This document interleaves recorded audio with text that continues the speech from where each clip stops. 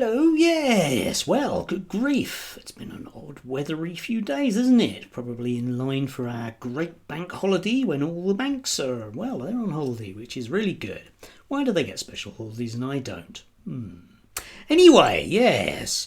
Now, big news yesterday, obviously, was, Dan Wootton's interview with Lucy Connolly. Yeah, I did actually watch that yesterday, so, well, you don't have to.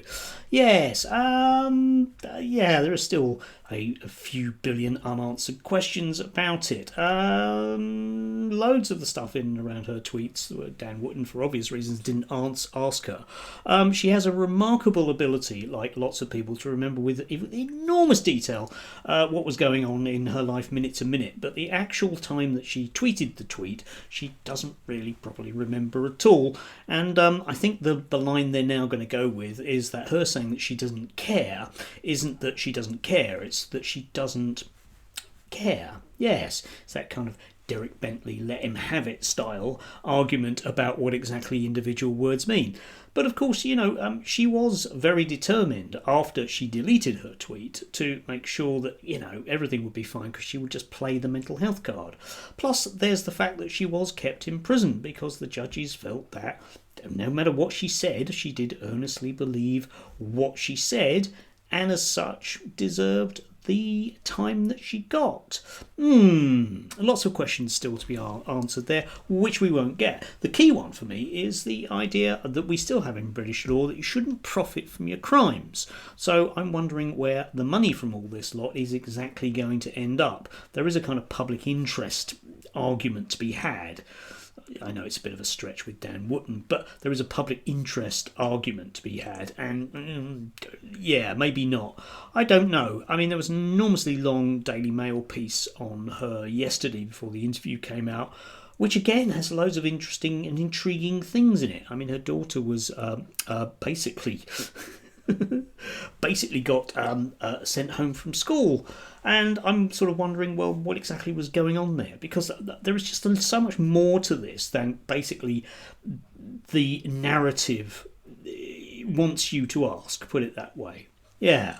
Anyway, yesterday there was that fine video going around of a bloke in Union Jack suit asking people what the reform stood for, other than obviously not liking brown people and, for obvious reasons, not getting any reply. I had one myself with a bloke when I pointed out what reform policies were, and he accused me of making them up.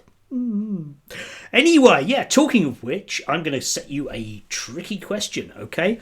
What have Nigel Farage, Rich Tice, Zia Youssef, who else? Dame, nothing like a Dame Andrea Jenkins, Sir Gawain of Towler, Darren Grimes, Sir Dan of Baker, whoever he is, and Paul Nuttall of the UKIPs. What do they all have in common apart from Darren Grimes? Yeah, imagine the countdown clock going there. What do you reckon? Well, they all, apart from Darren,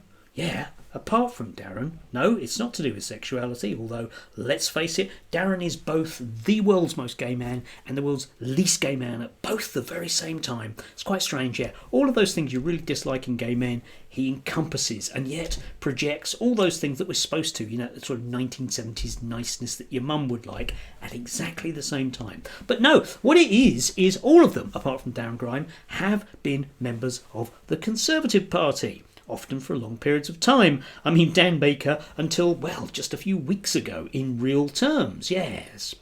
But that, you see, is intriguing to me because the whole setup of the board and just the fact that I have to say that word in itself should ring alarm bells for anybody that thinks about, they're trying to democratise the party, is truly intriguing because some of these people are not going to keep their mouth shut in the same way that Ben Habib and certain other Rob Lowe's, Rupert Lowe's didn't either.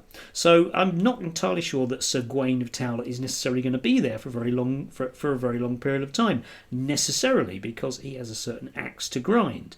And what exactly is the input of all of these people? What exactly are they there to do other than chat about things, and they have no vote? There is no representation of the membership as such there, is there? Or am I completely missing something here? Because it's a PLC whereby, basically Tice and Farage are the majority shareholders. End of. So it's a party built on a number of different personalities. And that's usually a recipe for disaster. It's no wonder they don't have any policies, or that Nigel Farage's standard response to anything that isn't about immigration, and increasingly anything that is to do with immigration, is "I don't know."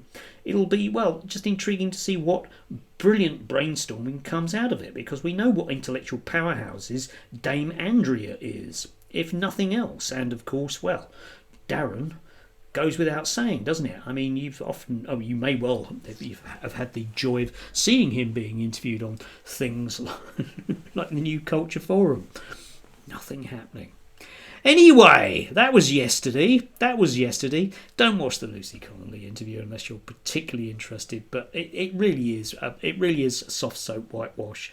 There's nothing there. There's nothing there. Although, as I say, it remains to be seen exactly how much they're going to milk this one for. I don't realistically buy that she isn't at heart a bigot. Yeah. We live in a multicultural country and you have to go out there and do things. But an awful lot of the British public, in their hearts, really don't want that to be true. And given the opportunity, they will say such things, to a bloke in a Union Jack suit or not. Anyway, do have a glorious Saturday if you can do. Remember, if you're that way inclined, today would be the day to go to the synagogue. Yeah, useful that we have these kind of weekends where you can just choose which particular version of God you want to go to. Great, isn't it? Or maybe not. Maybe that's awful diversity. Do have a lovely one.